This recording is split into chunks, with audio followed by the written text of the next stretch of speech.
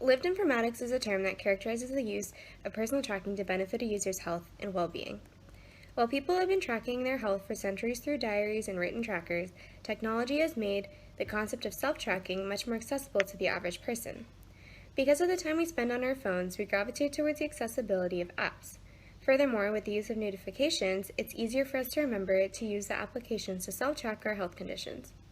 While personal informatics describes when a user uses applications and EHRs to track their health, lived informatics describes the practice of using multiple personal informatic platforms for purposes other than data analyzing one's life. Instead, lived informatics tracks a multitude of activities which then lend themselves to personal informatics in a long-run track record. This practice often causes an influx of similar data which isn't always accurate or approved of. So now the question is, how much do we really rely on this kind of information, and is it going to be beneficial over time?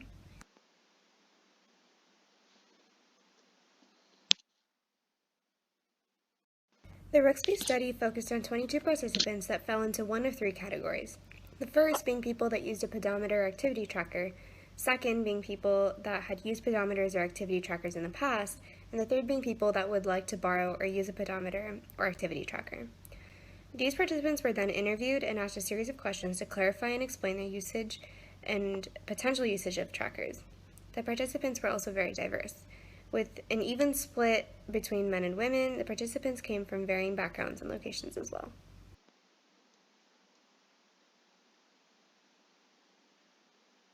One of the articles emphasized the model of personal informatics, which contains the stages of preparation, collection, integration, reflection, and action. The preparation stage is finding the right app or tool. The collection stage is collecting the data to analyze. The integration phase is integrating the information collected into your daily life and combining information and prep it for the reflection stage. The reflection stage is looking at progress and reflecting on the data collected, and the action stage is determining what you want to do with that data.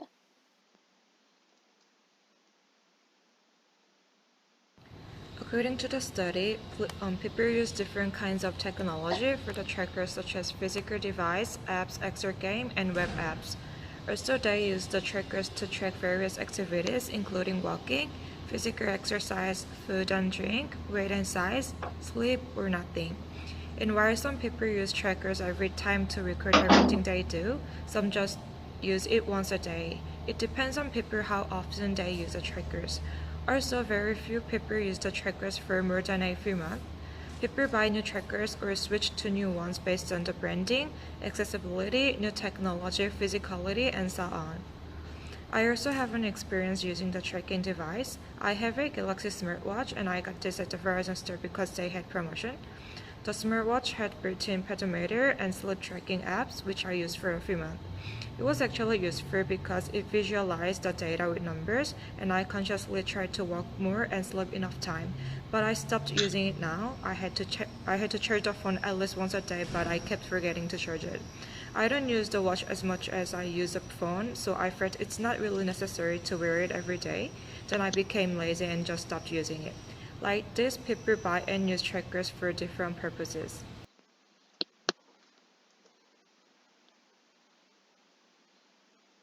This study found 5 main styles of personal tracking: directive, documentary, diagnostic, collecting rewards, and fetishized tracking.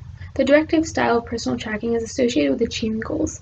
Participants of this study used their trackers as a way to set goals even when the trackers did not necessitate goals. Documentary style personal tracking was used by participants who wanted to quantify the activities of their daily lives. For example, a nurse in the study used their tracker to contextualize how much walking they had done on the job, and this often became a topic of conversation. Documentary and directive styles of personal tracking differed mainly by if the participant wanted to change their daily activity. Oftentimes, documentary tracking can transform into directive tracking. Once they understand and quantify that data, they can set goals because of it. The diagnostic style of personal tracking was used to understand causal relationships, such as understanding how much sleep led to grogginess in the morning, or another participant used their tracker to understand what medication and food combinations led to stomach pains. Collecting rewards style was a form of motivation.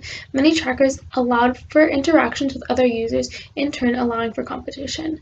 The competition aspect of these trackers motivated participants to compete to reach each other's goals. This differs from directive because the directive style was more of an intrinsic goal. The participant had an idea of setting it. There's also the fetishized style of personal tracking, and this was just the use of the tracker based on the pure interest of technology rather than exploiting the functions of the tracker to understand or set goals.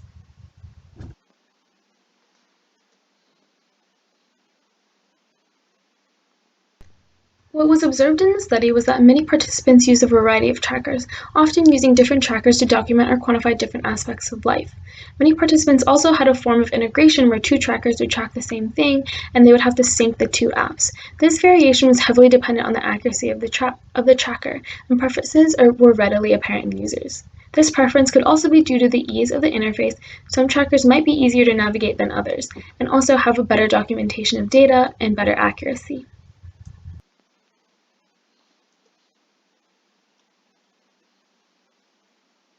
An interesting phenomenon arose in the study in that many participants were motivated by competition. What was highlighted was that there was a social aspect to these trackers, however, different to the way of social media. Trackers are often used in family and friend settings so they can compete with each other. The data can also become a topic of conversation, as it did in the nursing ward, where they would talk about how many steps they thought they had and compare it to how many steps are actually documented. Again, it's important to note that this social aspect is completely different from social media, as when many users were asked if they would post their data on social media, they would be hesitant and often say that they would not.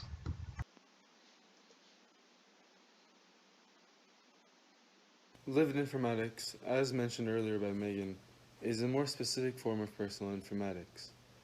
What is personal informatics? It's the general tools that people can use in order to track and maintain their health data and progress. Whereas lived informatics, the more specific version, is the collection of the data that you can get through personal informatics, but not necessarily for the purpose of retrospective analysis. The retrospective analysis is like what hospitals and research centers do to all this health data that they collect in order to make findings or research papers. Lived informatics is more of a prospective, personalized agenda that every person has to use personal informatics for.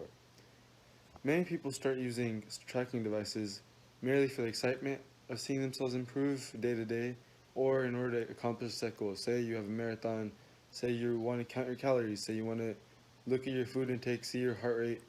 All these things don't necessarily mean anything to the specific person themselves because not everyone is medically trained. But lived informatics is just the fact that you're collecting this data for yourself in order to see how you're improving over time or how you're changing. Nobody's making a baseline test for themselves. Nobody's uh, doing a regression analysis for all this data that they have collected. So there's no purpose in compiling data charts. The reason people use trackers and wearables is to monitor themselves, and each person individually has their own research. In the Rooksby paper, we saw some people saying that they're stats people. They just enjoy having statistics about themselves and other things. Some people were gym/fitness buffs. They just wanted to go to the gym, work out, but at the same time have a set standard saying, I am doing my work, I am improving, or actually going every day. Some people were just simply curious about their daily lifestyle. They didn't necessarily have to work out or run around, but they were just interested, oh, how many calories do I burn in a day? How much do I eat in a day? What do I do every day? And they just like to see that about themselves.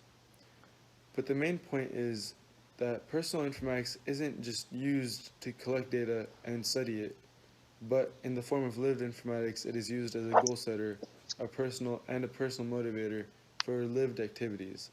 So in this paper, you see that there is a definition of personal informatics being used along with lived activities to define lived informatics. And that was the main point of this paper.